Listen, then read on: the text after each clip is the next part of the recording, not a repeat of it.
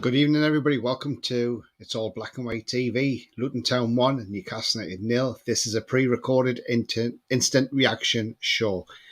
And before we get into this, if you do like what you see, please do smash that like. It does help the channel up the search, and it means new viewers can find the channel more easily. So please do give it a like. Thank you very much. Also, if you're brand new at the channel, please come and smash the subscribe and be part of this great community we have here. We are 32 subscribers away now from 1100, and also that bell notification that tells you when I'm live, have a pre-record or any upcoming shows. If you want to become a member, it's 99p a month. You can do that by clicking the join button, and if you want to make a donation, you can do that in the chat by clicking on the $sign as well. Okay, right, so we headed to Kenilworth Road today in a Premier League game, having won one game all season away from home in the Premier League, to face Luton Town, who are in the bottom three and have been struggling, but have been good of late. Look, we knew it was going to be a difficult place to go to. So the team lineup was announced. Dubravka, Trippier, Lascelles, Sherburn, Bruno, Longstaff, Miley, Almiron, Gordon, Wilson. And we saw Isak was back on the bench. We saw Botman was put on the bench. But great to see Fabian Schär back.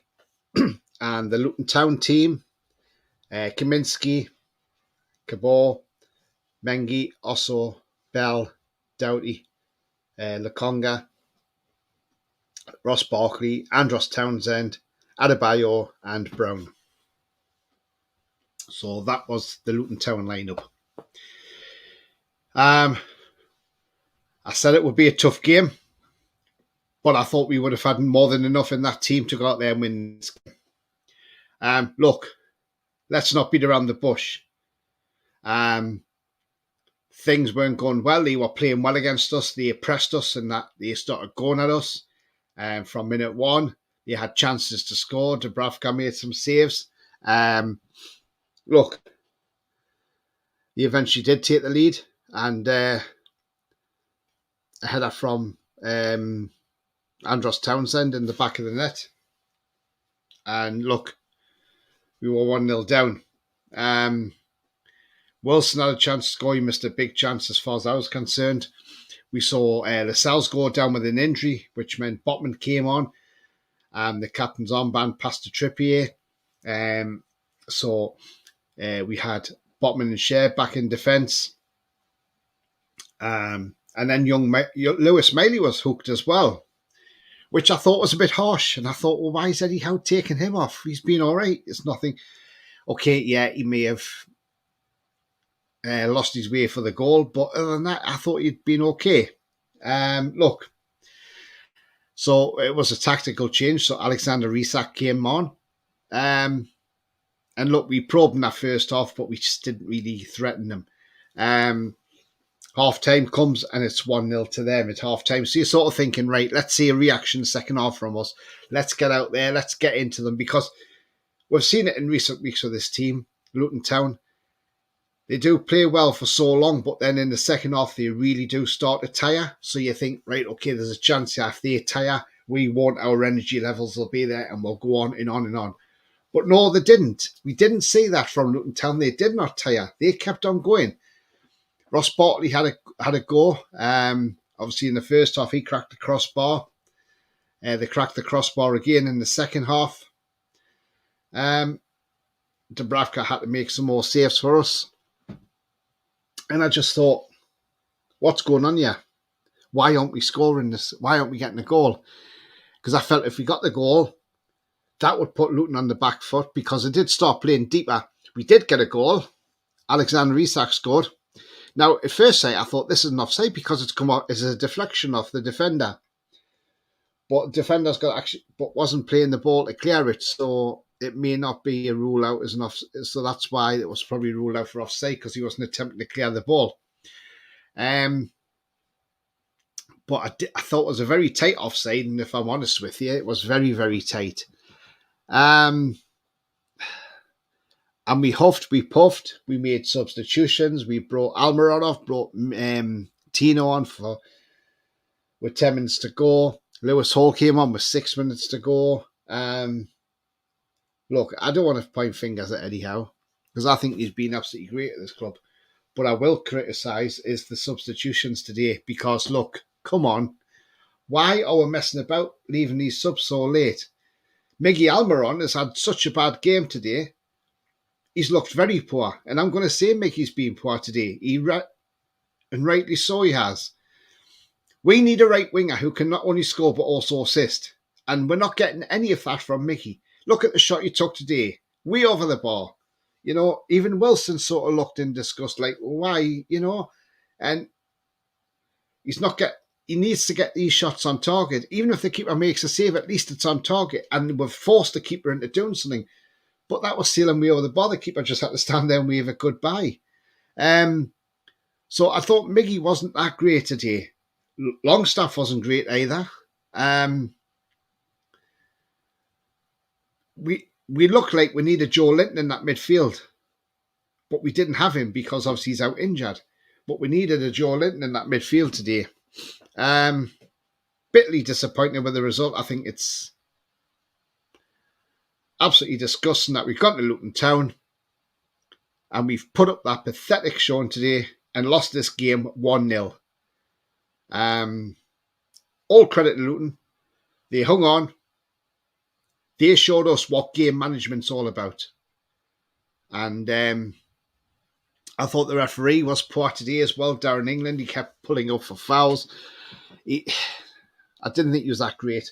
But Luton Town showed Newcastle what great game management is all about. You look at the end of that game, the last couple of minutes, or the last minute and a half, Luton got a corner, Mpanzu passed the corner short to Carlton Morris. Morris back to Mpanzu. Mpanzu went to pass it back. It went off the defender, and it went out for another corner. And then they kept it in the corner. That's what game management's all about. Miggy Almiron, the other night against Chelsea, had the ball at the corner. Why didn't he just stay there with it? Again, he could have played game management. This is how you win games, if you do game management like that. And we are not doing that. And it needs to be addressed. We need to start learning off these teams. Learn from what Luton Town did today with their game management. You know? Look, all in all, we have the quality in that team to score goals, and we are just not doing it. Anthony Gordon did not look fit today. Maybe he should have been brought off at 70 minutes and give Lewis Hall a run out. What is going on with Lewis Hall here? Why is he only getting so many minutes? If Eddie Howe says he's an integral part of the team, he's here for the future. Well, start playing him more then. Bring him on and give him a bit more game time. 6 minutes isn't enough to showcase him. And also, he picked up a yellow card for a pull on Ogbenny because he'd not been on the pitch long, so he's not up to the pace of the game. And Ogbenny's got some pace. You know, we need to start learning from this, and we need to start learning fast because away from home, we are absolutely atrocious. We are atrocious, and I'm going to say we are atrocious. I may get a hammering for it, but we are atrocious away from home. One win all season, an 8-0 win away to Sheffield United, looks light years away. You know,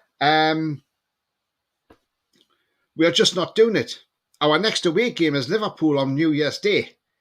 We need to sort this out and sort this out quick because I tell you now, they won't sit back and not hammer us. They will hammer us. And we've got to go to Liverpool. So we need to go there and prove a point and get and go and get a win. We've got Villa away as well. Hard games. Arsenal's going to be away from home. That's going to be tough. You know, got all these games. Man City at home to come. So we need to start doing something about this. We need to get some players in January. That's for starters. And when you build up the new squad from January, this is where Eddie Howe's going to have to be ruthless now. And Eddie Howe needs to be ruthless and saying, right, Paul Dummett, Matt Ritchie, you've been great at this club, but you are not going to be in the Premier League squad for the second half of the season. So you can either just stay here and train for the end of the season, or you can go off and find new clubs. Start being ruthless. That's what you've got to start doing. Not just sitting there and saying, right, okay, we'll have 34-year-old Matt Ritchie on the bench. We'll have 33-year-old Dummett on the bench. No, stop doing this and just release these players or just say, look, sorry, you're not good enough for the squad. I need to get reinforcements in. Because if you're going to bring reinforcements in, there's 2 players you can replace straight away. You know, I know we've got Nick Pope out for the end of the season, so we couldn't get rid of Gillespie. So we have to keep him, and we have to have 3 keepers in the squad. But some of these players, you know, that shouldn't be in this squad, don't put them in the next squad. Keep them out of it.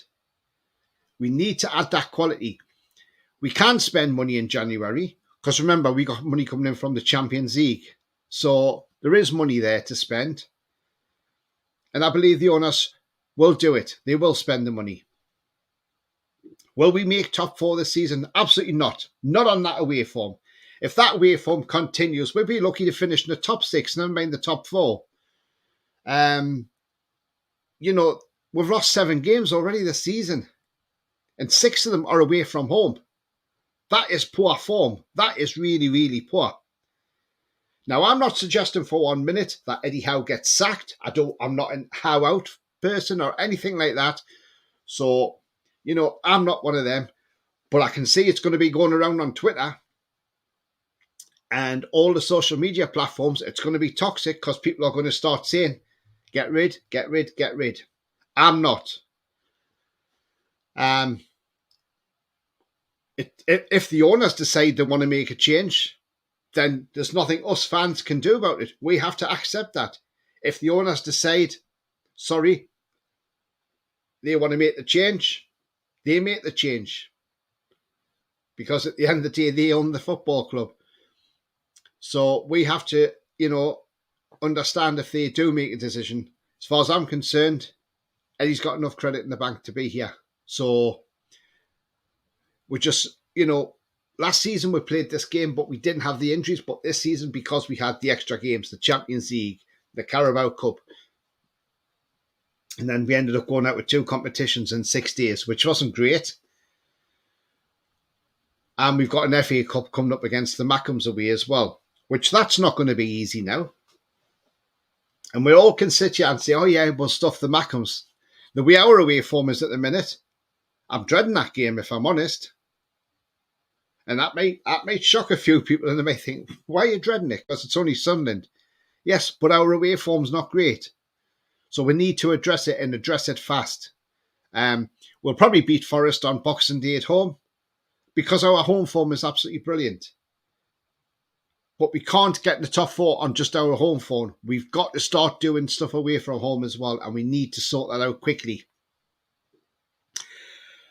So this was only a short show today, because I'll do a full review tomorrow. But anyway, that being said, if you do like what you see, then please do smash that like. It does help the channel up the search, so please do give it a like. Thank you very much. Also, if you're brand new to the channel, then come and hit that subscribe and be part of this great community here. And also that bell notification, that tells you when I'm live, have a pre-record, or any upcoming shows. So, after such a bad day today, which wasn't a great day at all, 1-0, lost to Luton Town. We didn't do enough in that game to win that game, you know. So all I've got to say is, you know, at the end of the day, you got to give credit to Luton Town, you know. They wanted it more than us. And that's the sad part about it. They wanted that game more than what we wanted it. So that's all I've got to say on that matter. But remember, the future's bright. The future is definitely black and white. Until then, stay safe. How are you, the lads?